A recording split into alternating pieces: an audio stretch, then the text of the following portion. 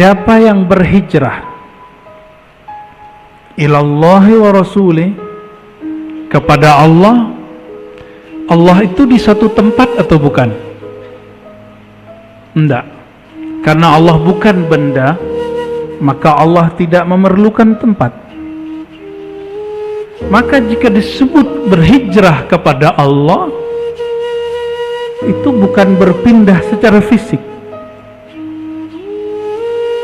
Maka ini disebut al-hijrah minal maddiyah, berhijrah dari sisi materi kepada sisi rohani,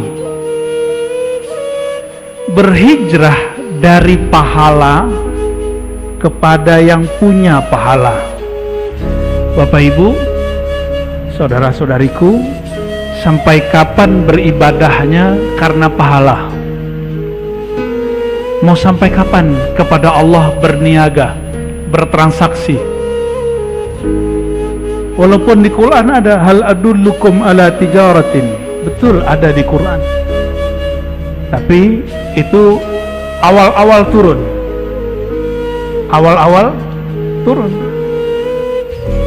Hadis ini mengajarkan apa? Siapa yang hijrahnya untuk Allah dan Rasul, berarti siapa yang berpindah, yang gerak hidupnya untuk Allah yang maha zahir dan maha batin, berarti dia mulai beribadah itu bukan lagi karena transaksi pahala. Seandainya tidak ada ustadz yang mengatakan sholat duha melancarkan rezeki, masih sholat duha kah? Bagaimana? Saya kurang yakin. Seandainya umroh, antara umroh dan umroh itu ampunan dari Allah, seandainya tidak ada hadis itu, mungkin orang-orang tidak mau umroh.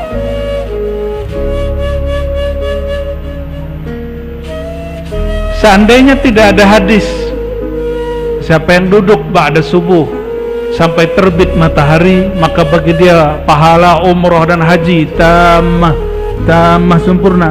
Siapa yang mau duduk? Nabi berbicara begitu kepada sahabat yang awam. Tapi sahabat-sahabat yang tidak awam, yang sudah mengenal Allah dengan ma'rifat yang dalam, mereka tidak diajarkan begitu. Jadi Nabi itu mengajari sahabat bertahap. Ada yang diberi motivasi, akhirnya mereka beramal karena motivasi. Lama-lama mereka beramal bukan karena motivasi pahala, tapi karena Allah yang nyuruh. Ciri-ciri anak kecil berbuat amal diancam dulu atau diiming-imingi dulu. Ama diancam, benar gak? Diancam dan dua-duanya. Sudah berapa lama kita seperti itu? Perasaan masih muda aja, kata Kiai Soleh ya. Sudah berapa lama kita beramal karena iming-imingan?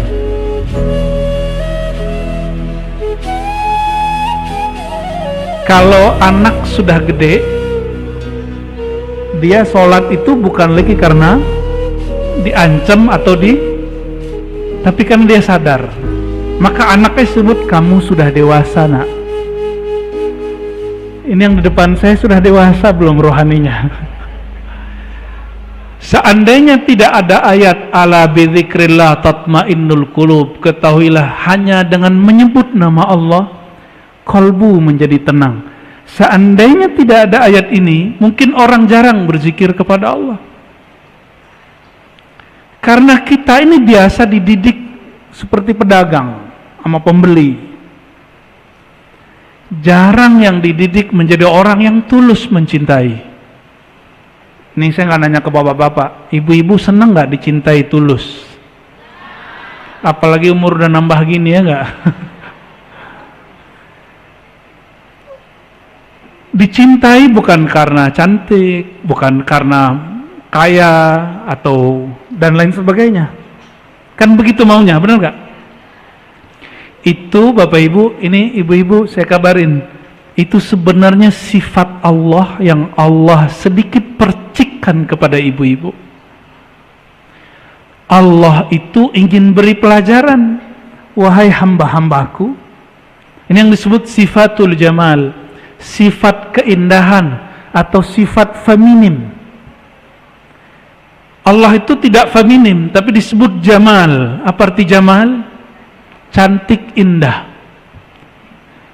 Kalau saya sebut indah, cantik, itu sebutan untuk cowok atau cewek? Ada nggak cowok cantik? Begini tangannya nggak jatuh. Ya. Karena orang yang diberikan sifatul jamal, sifat indah dan cantik, ingin dicintai apa adanya, Allah ingin berkalam, wahai hamba-hamba Allah, wahai laki-laki, wahai perempuan, wahai pria, wahai wanita, cintailah aku apa adanya. Makanya Allah disebut dalam hadis Imam Bukhari, innallaha ghayurun, Allah itu maha pencemburu. Pencemburu itu laki atau perempuan biasanya? Perempuan. Makanya ujian perempuan itu selalu cemburu. Ya, benar Pak ya? Kalau kita cemburu beres Pak. Ya. Kalau ibu-ibu cemburu panjang ceritanya. Tapi bukan berarti Allah perempuan, tapi sifat perempuan itu percikan dari sifat Allah Subhanahu wa ta'ala.